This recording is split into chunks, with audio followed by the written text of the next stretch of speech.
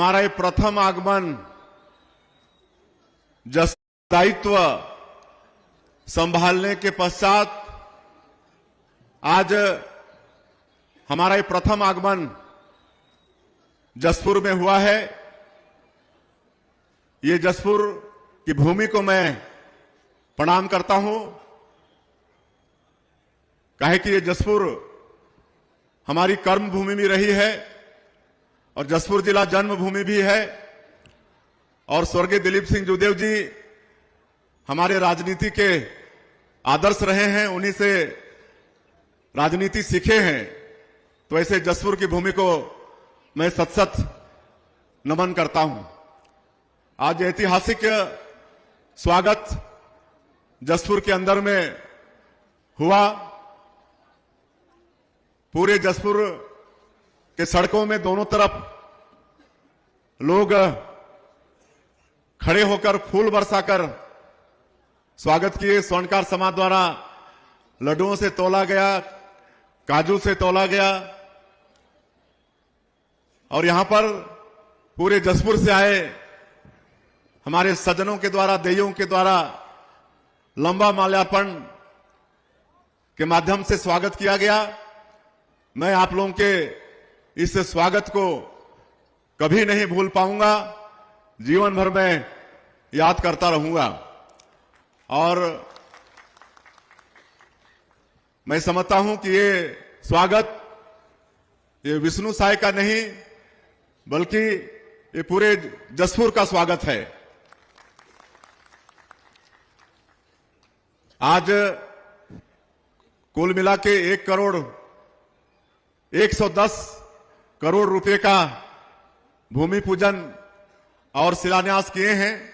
पूरे जिले के अंदर के अनेक तरह के काम हैं जिनका भूमि पूजन और लोकार्पण किए हैं।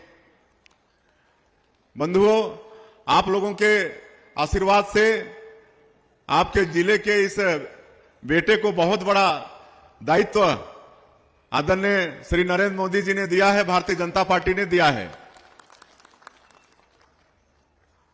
और पिछले चुनाव में आप सब लोगों के अथक परिश्रम के कारण जसपुर जिले का तीनों सीट जीतने में सफल हुए हैं। इसके लिए सभी कार्यकर्ताओं का बहुत बहुत बधाई, आभारी। पूरे प्रदेश में भी कार्यकर्ताओं ने बहुत उत्साह के साथ काम किया और जब चौथी बार जब हम लोग सरकार बनाए हैं तो सीट भी 54 सीट, पहली बार 54 सीट जीते हैं और वोट परसेंट भी पहली बार 46.5 हुआ है। ये सब कार्यकर्ताओं के बदौलत हुआ है, हमारे राष्ट्रीय नेतृत्व के बदौलत हुआ है।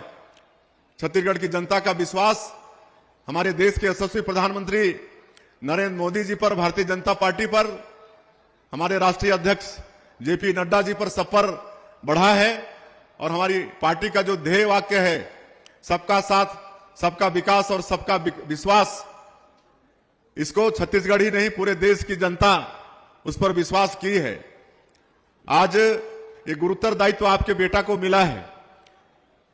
मेरी अपेक्षा आप सभी लोगों से रहेगी कि आप सब लोगों का आशीर्वाद, मार्गदर्शन मिलता रहे ताकि मैं हमेशा जसपुर का नाम रोशन कर सकूं। जिस तरह से चुनाव प्रचार के दौरान में मोदी की गारंटी में हमारी पार्टी ने छत्तीसगढ़ की जनता से वादा किया था, सभी वर्ग की चिंता करते हुए वादा किया था। हमारे प्रधानमंत्री स्वयं आकर ये आश्वस्त किए थे कि छत्तीसगढ़ में सरकार बनेगी तो मुख्यमंत्री जो बनेगा उसका पहला काम होगा जो पिछले 5 साल के दौरान में 18 लाख लोग प्रधानमंत्री आवास से वंचित हो गए हैं, उनका पक्का का मकान सैंक्शन करने का काम पहला काम होगा।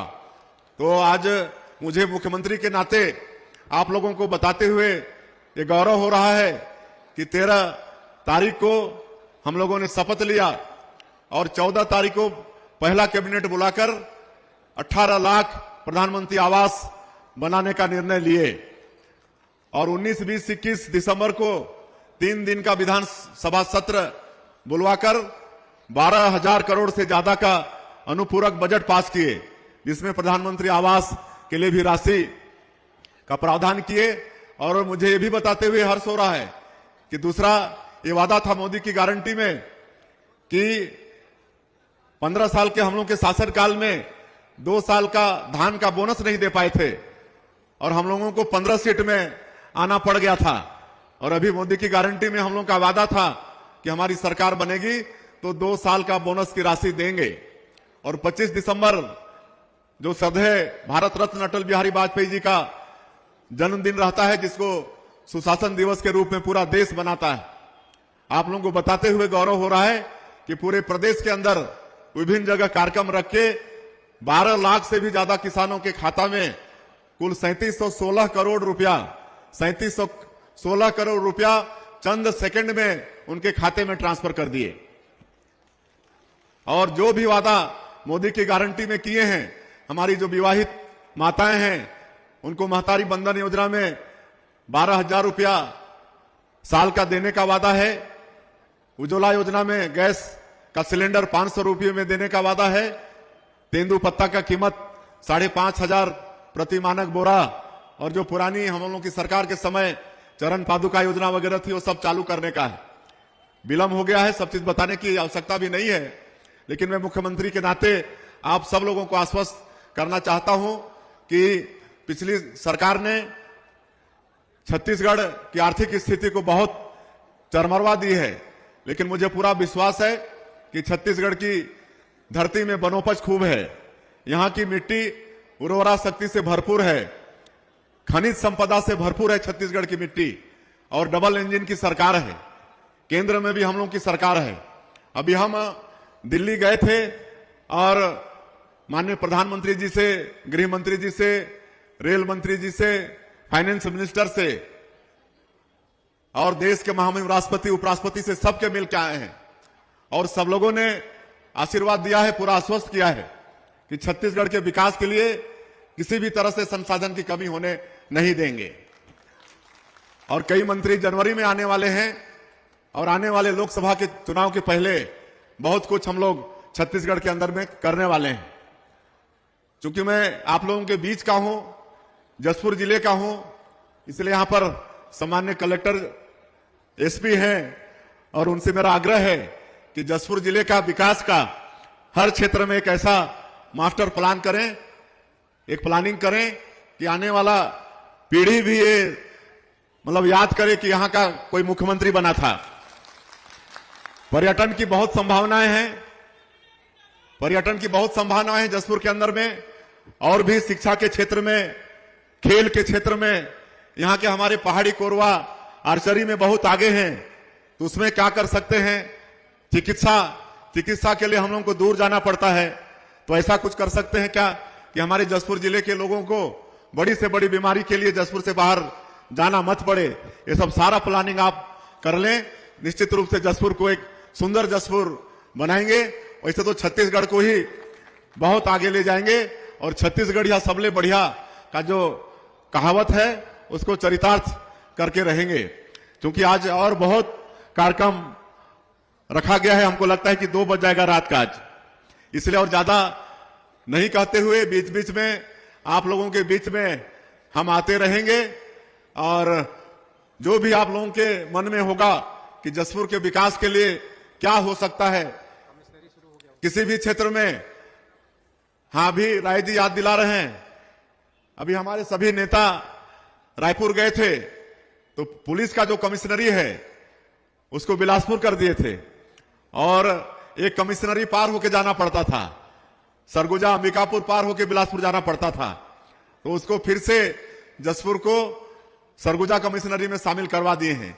ये काम हो गया है, और आप लोगों के मन में भी कोई विचार, कोई मार्गदर्शन होगा सुंदर जसपुर बनाने के लिए, तो आप सब लोग भी मार्गदर्शन करेंगे, ऐसा मैं आप लोगों से अपेक्षा करूंगा। और अंत में आज के इस ऐतिहासिक स्वागत के लिए, इस आत्मीयता के साथ जो आप लोगों ने स्वागत किया है, उसके लिए मैं हृदय से आप लोगों का आभार व्यक्त करते हुए, आप लोगों का धन्यवाद करते हुए, आप लोगों का इसी तरह से आशीर्वाद, मार्गदर्शन आपके इस भाई को, आपके इस बेटा को मिलता रहेगा, इसी विश्वास के साथ आप सब लोगों को बहुत बहुत धन्यवाद।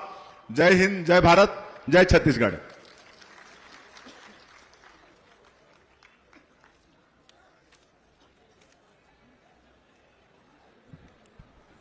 बहुत बहुत धन्यवाद मुख्य अतिथि महोदय। निश्चित रूप से आपको एक नया किरदार